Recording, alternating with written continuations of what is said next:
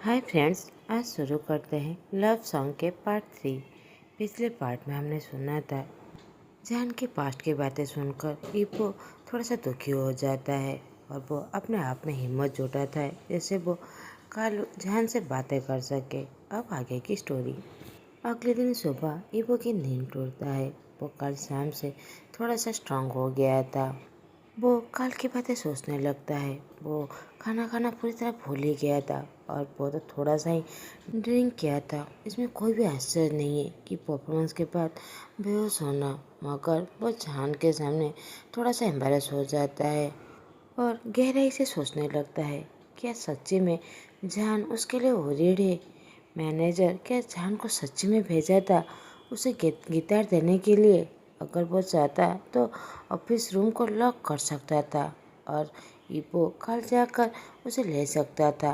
ये पहली बार था जो मैनेजर ने किसी को उसे गिटार देने के लिए भेजा था, क्योंकि ईपो कितनी बार ऐसा कुछ कर चुका था। क्या जान अपनी मर्जी से आया था? वो जानना चाहता था कि वो क्या कर रहा है।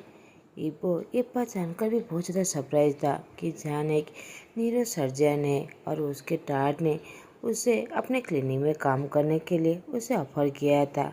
ये तो उसके लिए भी पहली बार था कि उसके डैड किसी को ये ऑफर दे, क्योंकि यूजुअली लोग उसके क्लिनिक में आकर जॉब की बातें करते थे और फिर उसके डैड अब भी चाहते हैं कि जान उसके क्लिनिक में काम करे। अगर वो मेरे डैड की जॉब को एक्सेप्ट कर लेता है तो ये मेरे लिए बहुत ज़्यादा ग्रेट होगा कि मैं उसे हर दिन देख सकता हूँ। मेरे लिए तो यही बेटर होगा, मगर उससे पहले मुझे बात करना पड़ेगा। मगर मैं उसे क्या बात करूँ?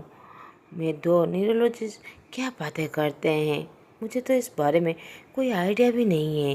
इब्बू तो अपने आप पर भरोसा नहीं कर पा रहा था कि वो बाय साइड में ही जान को प्यार कर बैठा है। इतने सालों में ये उसके लिए पहली बार था कि वो सडनली किसी को देखकर वो पूरी तरह स्पीचलेस हो जाता है।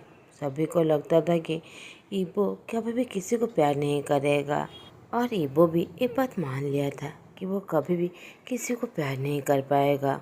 मगर लास्ट नाइट जैसे ही वो जान को देखा था, उसकी हार्ट क्रेजी की तरह दौड़ने लगा था, जैसे वो उसी का इंतजार कब से कर रहा था। शायद वो जान से पहले से ही प्यार कर बैठा था। ईबो का मतलब था कि जब भी वो रूम के जो पोस्टर को देखता था, हमेशा मन में सोचता था कि वो सिंगर कौन है, वो किस तरह देखता होगा। वो तो अपने मैनेजर से इस बारे में बातें करना भी वाला था। उसी समय हाईक्वान ईबो को चेक करने के लिए उसके रूम में आता है और ईबो के बेड के पास बैठ जाता है। वो जैसे कहीं गहरी सोच में था। ईबो कहता है, क्या हुआ भाई? हाईक्वान कहता है, मैं जस्ट अभी डैड से बात कर रहा हूँ। वो चाहते हैं कि जान हमारे क्लिनिक में काम करे और उसके साथ तुम्हें भी मिला रहे हैं कि तुम जान को जाकर कन्विंस करो कि वो हमारे साथ काम करे। हिप्पो तो पूरी तरह शॉक हो जाता है। कहता है, क्या? मैं ही क्यों? हाइक्वान कहता है, क्योंकि उन्हें लगता है कि तुम जान के साथ कनेक्ट हो और तुम पहले से ही प्रिपेयर रहना, क्योंकि डैड इस बारे में तुझसे बात करने वाले हैं। मगर ईबो को कोई प्रिपेयर होने की टाइम भी नहीं मिलता, क्योंकि नेक्स्ट ही मोमेंट में उसके डैड ईबो के रूम में आ जाते हैं और बेड के पास चेयर पे बैठते हुए ईबो की तरफ देखने लगते हैं। उनकी आंखों में एक क्लियरली दिखाई दे रहा था जैसे ईबो उन्हें कोई भी अपसेट नहीं कर सकता। ईबो के डैड कहते हैं, मैं चाहता हूँ तुम डॉक्टर साइजन को मना लो कि वो हमारे क्लिनिक में आकर काम करे। ईबो कहता है, डैड मैं ये कैसे कर सकता हूँ? उसके डैड गुस्से से कहते हैं, बेटा कुछ सोचो, ये हमारे क्लिनिक के लिए बहुत अच्छा होगा, इससे हम बहुत ज़्यादा पैसा कमा सकते हैं। क्या तुम इंटरेस्ट नहीं हो कि अपनी कलीग बनाने में? ईबो साफली कहता है, मैं इंटरेस्ट हूँ, मगर उस तरह नहीं जैसे आप सोचते हैं। उसके डैड जो क्लियरली सुन चुके थे, वो कहते हैं, क्या मतलब तुम्हारा? उस तरह नहीं जिस तरह मैं सोचता हूँ। क्या तुम मुझे प्यार कर बैठे हो? इब्बो तो पूरी तरह शॉक हो जाता है। कहता है, क्या?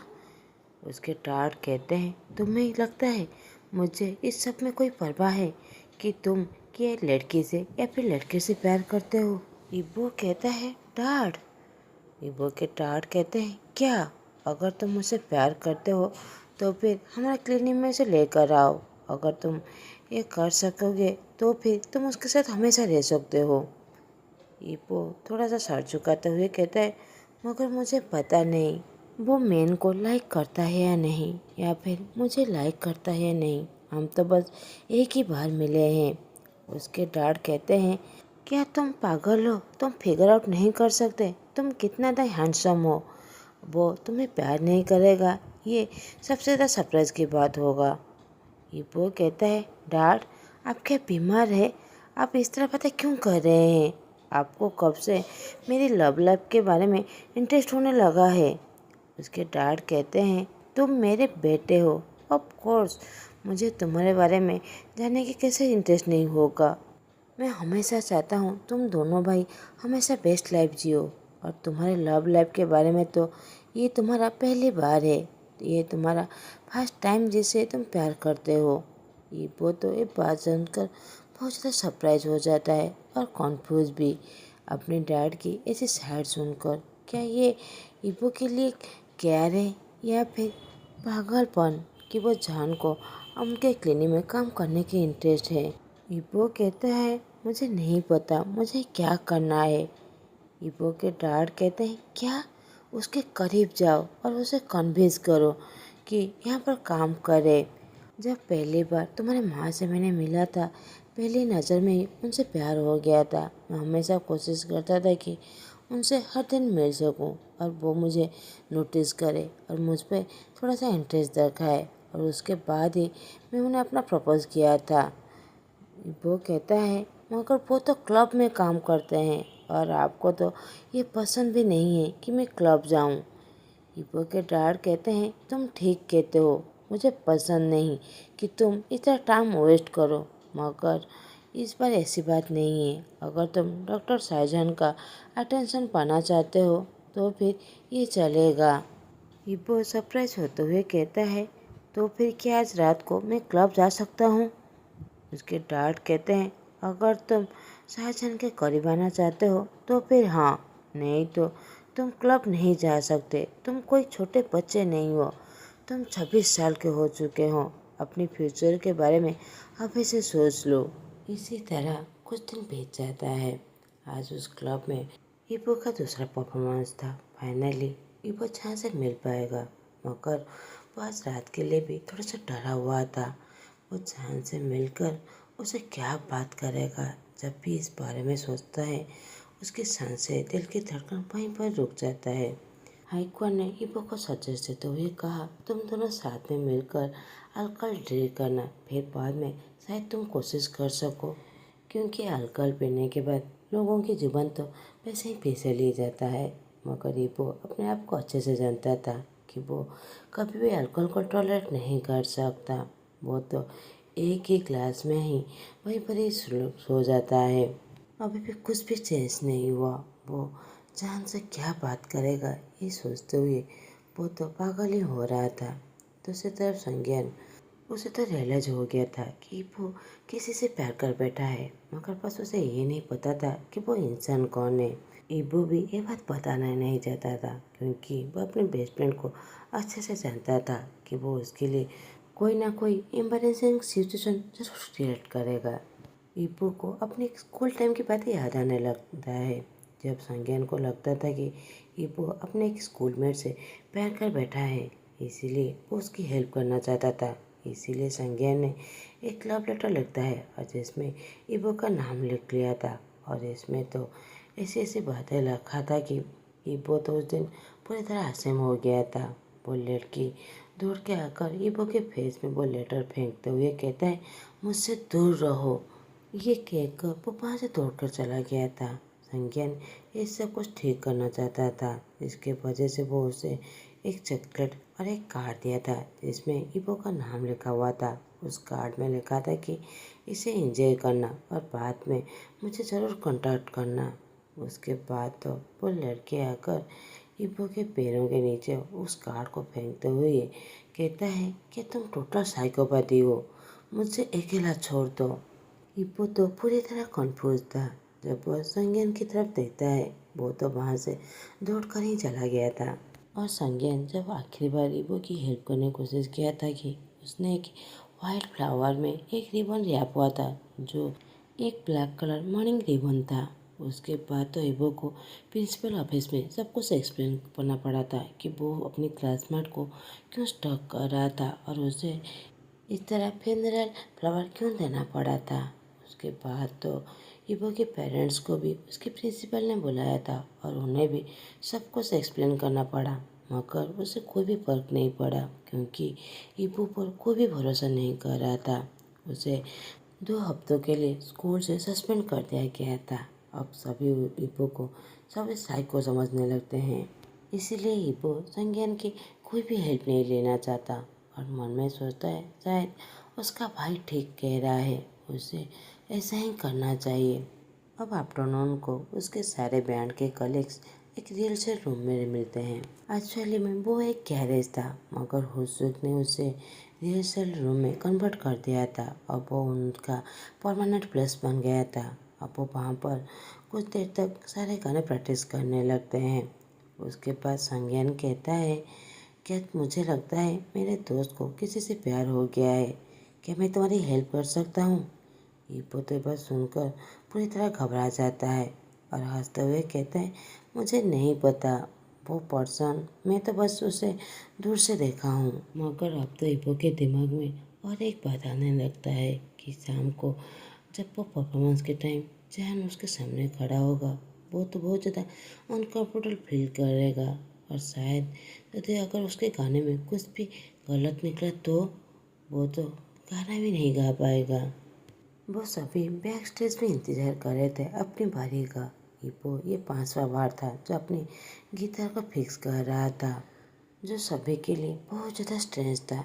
उसके सारे कलीग इबो को अच्छे से जानते थे, सभी उसकी तरफ देखने लगते हैं। इबो अपने पेशेंट का कोई बहाना मार देता है जैसे उन लोगों के सवालों से वो बच सके।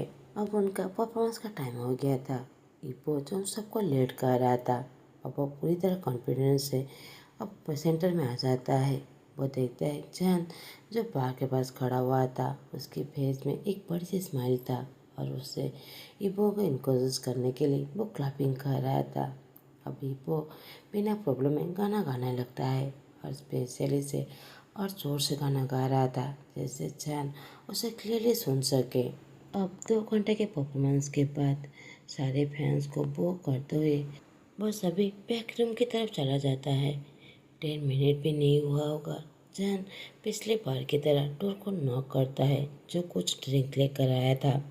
इबो अपने आप को समझाता है कि वो जैन से गाने के बारे में कुछ बातें करेगा।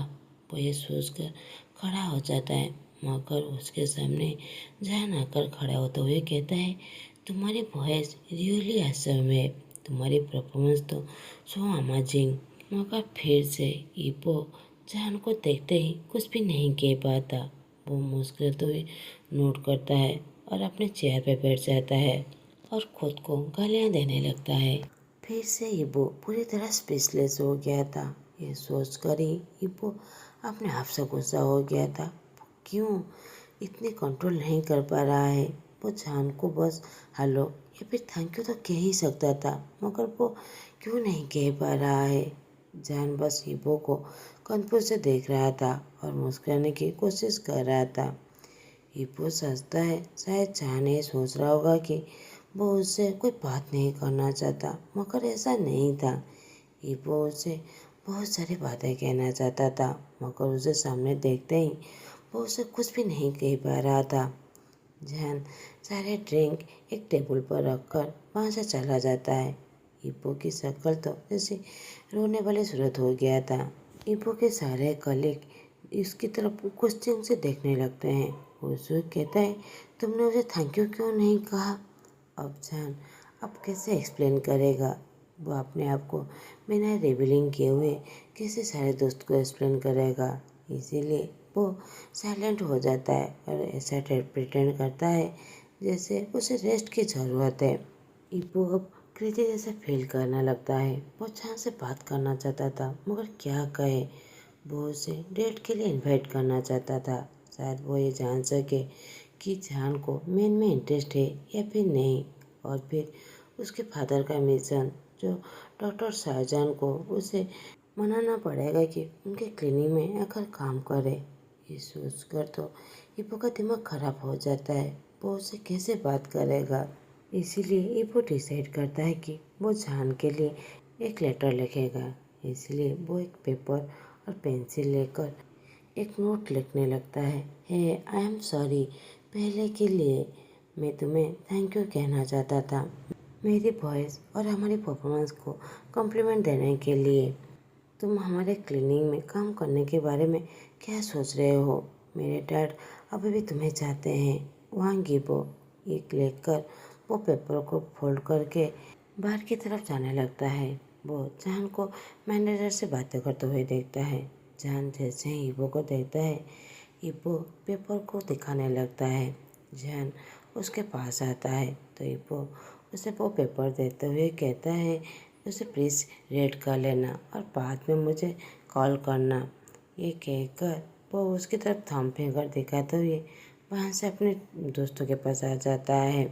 वो अब क्लियर था कि जान उस पर नाराज़ नहीं है और उसने रास्ता ढूंढ लिया था कैसे वो जान से बातें कर सके।